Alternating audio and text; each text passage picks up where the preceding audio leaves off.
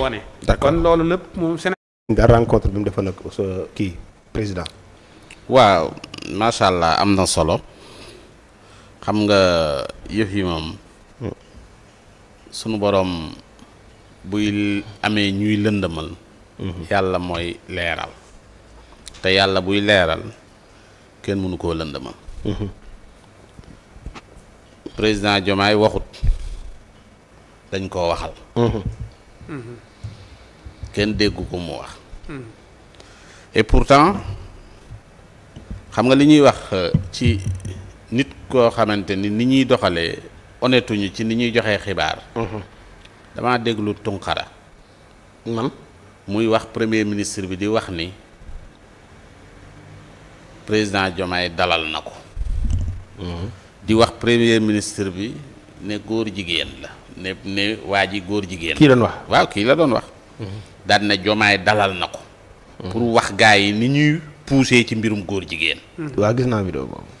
Tunkara ginnaaw bi mu waxee loolu yépp ba léegi lii diire na de ba léegi ñëwaatut wax ne man de damaa juum naa ndekete yoo yëf yëkk yi ba léegi defu ko.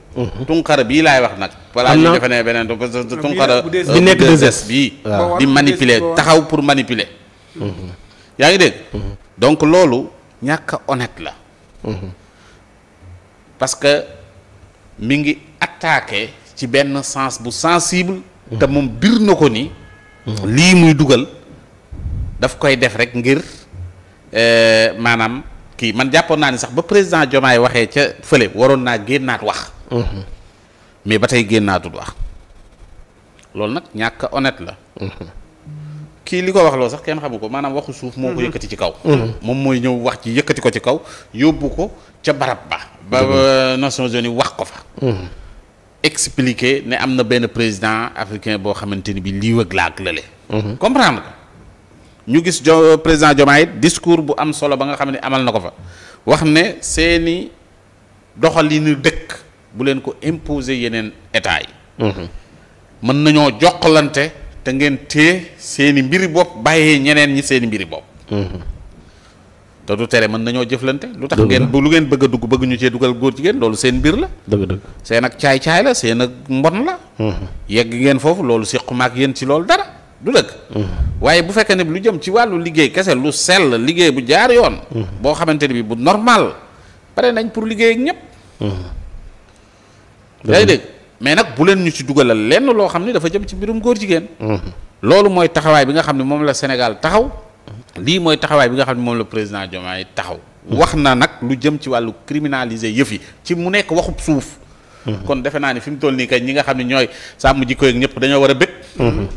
te xam ne li ñu soxla. mooy lan. waaw mooy président li muy xaar mooy na am majorité rek. ci assemblée nationale. am lu mu ko mën a def parce que ñii fi nekkoon tey ñii di mi kii ñoom lañ yóbbuloon projet de loi ba ñu sànni ko fële ca xaj. waaw ñooy gaa yi. di wax ne kon ñii nga xamante ni bii ñoom ñoo bëgg mbiru góor jigéen di continuer. ñooy système ba. ñoom dañ leen faa yóbbu di ñu bañ. waa système bi ñoo bañoon di da nga ko fàtte. waaw ñoom ñoo ko bañoon. xam naa bu dee donc dégg nga li nga xam ana ñoom Mame Matar Gueye tamit nga xam ne benn ñaar ñu daa dee ñëw. yëkkati ay kàddu lu tax jóguñu félicité. président Diomaye. Imam Babacar parce que fii lañ fi taxaw. démb teg na élément bi fii. waaw rafetlu ko. très bien. ana kii ana ñoom ana Mame Matar Gueye. war naa jóg wax. comme que bu waa ji ku mu mës a recevoir nga wax ki ñu recevoir woon moo am lu ko naqari bay dem fële di ko fa wax. te kenn waxu ci. dëgg de. ana journal yi nga xamante ni bi ñu xam ne Diomaye dalal na ki ana journal presse bi ko doon bind ana lu leen teree bind lii. waaw waroon nañ ko wax de. lu tax binduñu ko léegi nga ne ma ñii ay journaliste lañ nañ waxante dëgg ndax ñii ay journaliste lañ ndax liggéey journaliste la ñuy liggéey wala lan la ñuy liggéey. lii moom du honnête moom. lu tere ñu bind ci ñu bind yëf yi. ana rajo yi. premier ministre fii la fi taxaw. wax ki nga xamante ni kii mooy Jean-Luc Mélenchon wax ko li mu koy wax. waaw doyu leen. góor jigéen ñi àddina bi yëpp mer.